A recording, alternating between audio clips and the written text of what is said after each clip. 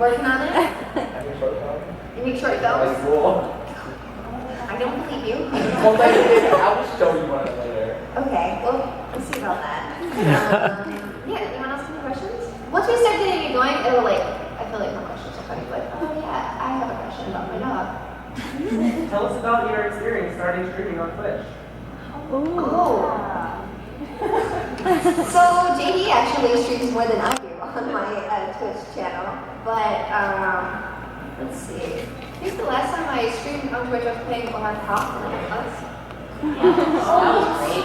That was. I dropped an F-bomb. It was pretty bad. It was a scary moment. I was really scared. I'm not very like good at those open games, but Lena keeps trying to make me play them. I want to branch out, you know. I got really scared, guys. Like really scared. Playing Fallout, like I would play Fallout, and I don't know. I'm like very animated when I play games, and while I was playing that game, I was like clenching my butt cheeks the entire time. I was trying to feel this, and like for a couple of days, it like really hurt to sit down. Like my butt was so.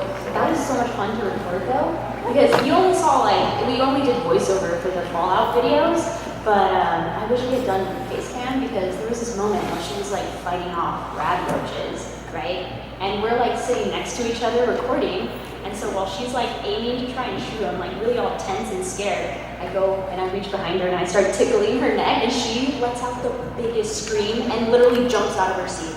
It was so funny. She hated me for a while after that. I hate bugs. I hate bugs so much. If there's like a moth or like a fly, anything, like ice cream, it was really bad too. I hate bugs too, as well. I would be so upset if she did that to me, but you know, it was funny doing it to her. Well, thanks, Lena. You're welcome. At the beginning of my YouTube, I used to do blog TV a lot. I would do that like once a week, always.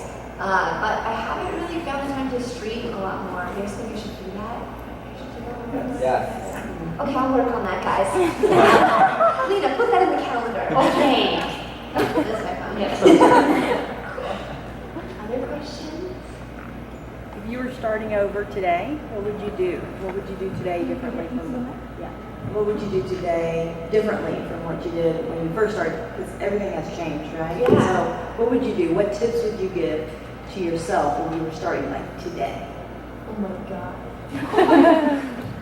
That's tough because when I got started, there was nothing to really get started from or off of. There wasn't even a hope that this could be a career or something that would be what it is today. It was nothing. It was like a blind passion, and it's like, oh, this is cool, but it's not forever. It's just maybe for this week.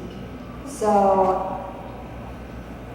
my God, I feel like competition is harder now, too. it is tough. But like at Strawburry 17, we make so many mistakes. It's like it's the best.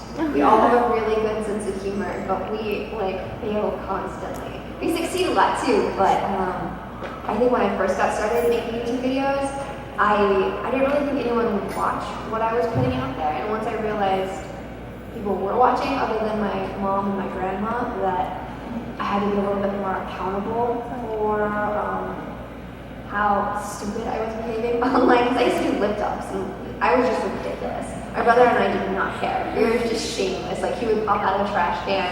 I would make him like wear heels. I just got to kind of be pretty and like do the lip dub, and I would make him do silly stuff. But I'm like, wow, I think like brands actually want to like work with YouTubers and do stuff, but I just look like a buffoon. I don't know if anyone's gonna want to work with me. So I got super like just kind of hyper aware of how I was being perceived, and I feel like it really messed up my creative process because I was trying to be all these different things, like for all these different type of like, you know, the brands, and then my fans, and then my peers, and whoever else was watching me. That it just messed me up. Like, I lost a bit of who I was. So if I was starting off today, I would try and convince myself not to have that pressure and just to have fun with it and act like no one's watching, but I don't think I would listen to myself. That's what I would say.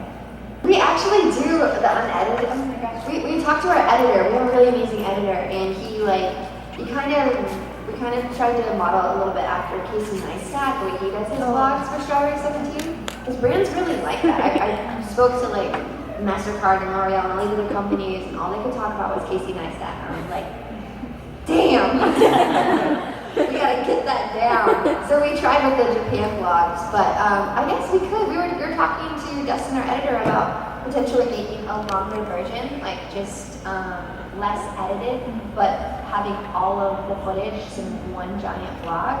Would you guys want to see that? Because there's a lot more. Yes. Yes. We were definitely a little bit tipsy when we made those Sundays. There's a lot more footage of that. That was like, wasn't that like 20 minutes of us just laughing and like talking about After my it? Sunday fell over, yeah. Yeah. I had a whole story planned for that. I know you did. But tell Japan was crazy though. That was seriously so much fun. We each had a camera, and that wasn't a brand deal. That was us just going with a Strawburry 17 money and hoping for the best. And we filmed like everything, every single day. John got lost at one point. Yeah, it was, and no one knew that he got lost. I just like walked up with him and was like, okay, let's go. And he's like, where have you guys been? It was so bad. Yep, there's John.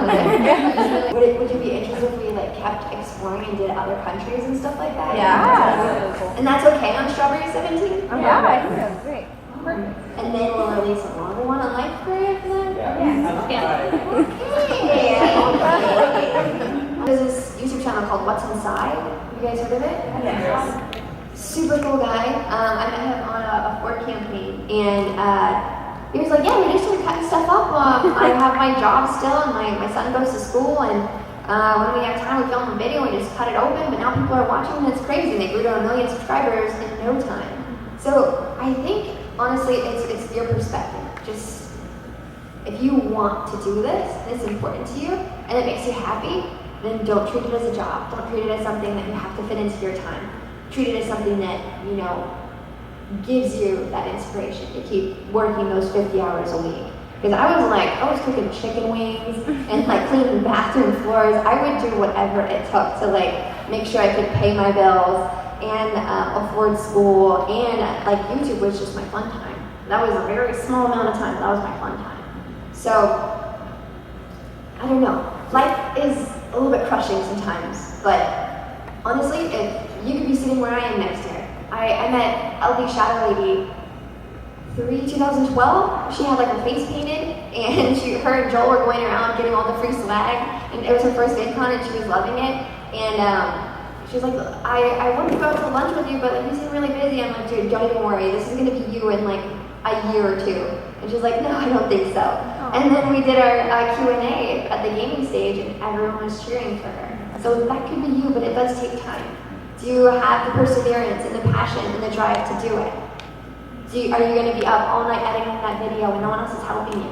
When you're in your hometown and no one believes in you? Is it worth it? It is.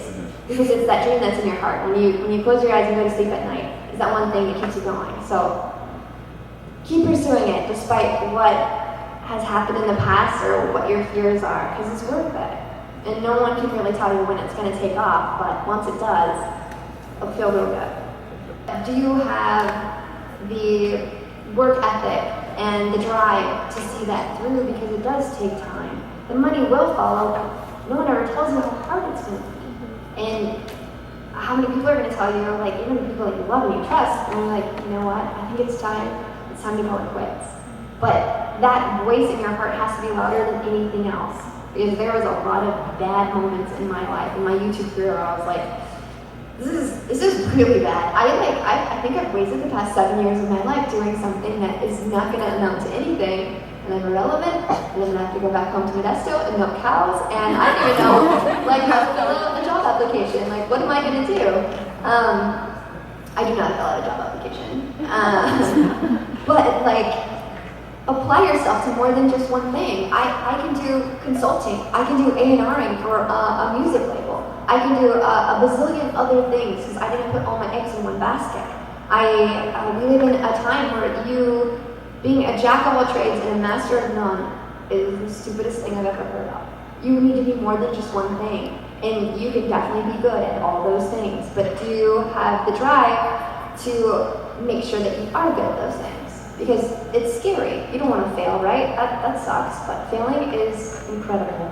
filming makes you learn so much. It makes you so humble, and you find out the deepest, darkest parts of who you are in those moments of failing, or feeling insecure, or feeling like there's no hope. Those are like your victory moments. And the more that you try, the more you find yourself in those dark places. But when you rise, oh my God, you're like a phoenix. It's amazing. You come out like comes to place and you're on fire, and you're better than you were before.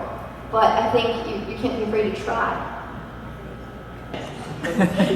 So the first time I ever met Nina, this will be the last question because it's a story and it's very unfortunate. Oh, here we go. Oh God, this is bad. Go on, tell everyone how we met. So, Lena and I met when we were doing our first round of really big, like 4K production, and those were $5,000 days, and that's a lot of money. And I was a psycho because I'm like, I'm going to invest in myself, and people are going to see the true potential and what I'm capable of. And I wasn't thinking about making any of that money back, which I should have, because that was my savings. That was a lot of money. And those $5,000 days, oh man, that was like our only day that we had to film X amount of videos. And if we didn't film all of them, then we missed out on like meeting our mark. So I'm directing, and we're reading off a teleprompter, and we have 2 co-hosts, and they are not getting their lines right. It's very frustrating because I think it was halfway through the day and we only filmed 1 video, and we had 11 more to go. And so the pressure was on. This was our only day to film this show, and if we got it, if we missed it, we had just lost $5,000. So Lena shows up really late to production. Okay. Well, let me explain. So this is actually like what is it? Like a trial day. Oh yeah. It was not. I wasn't even like hired officially as an intern, and I thought it was like on a Friday or something, but actually I had to come in on a Thursday instead. So I get a call from Ness, and he's like, hi, is this Carolina Murder? You're not here. Where are you? And I'm like, oh God, no, please. I throw on clothes, and they're like all the way in Santa Monica, and I'm in LA, and it's like a 1,000-hour drive to there, so I'm like speeding there. I finally get there, I'm like a hot mess, but I'm like, okay, I can't mess this up, all right? This is my like only chance to shine, right?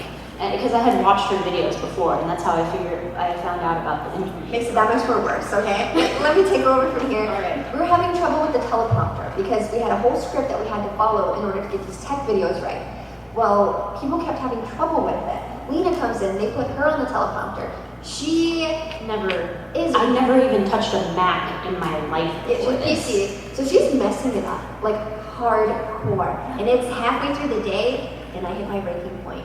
And I'm sure, actually I do remember everything I said, but I'm gonna give you a censored version. Because I am human and I have flaws. But I was just like, listen, we are halfway through the day. Whoever's working the teleprompter, if you can't do it, you need to get out of the room and we need to get someone who can, because this is your one job that you have to do and you have to get it right. I was pissed. And I look over and I see this little Mexican girl, I'm like, who the heck is that? I don't know who this fool is. And then someone comes over to Lena to try and help her. It turns out she's reading it backwards and upside down. The teleprompter was just really messed up, and YouTube Space didn't set us up right. So the fact that she was even moving it at all was extremely impressive. So that's how we started our relationship. She was terrified of me for the first year. I even took her out for chicken wings and apologized. Tried to make things right, but Lena wouldn't even look at me in the eyes for a long time. So scary. When she actually took over someone else's position and became my assistant, we had to work through a little bit of that. There was moments where she still had that, like, you scared me. Don't look her in the eye. You're mean to me. Like, Lena, I respect you. I'm sorry. I had a moment of weakness. But that's how we met. Thanks for all your questions, guys. Good luck with your YouTube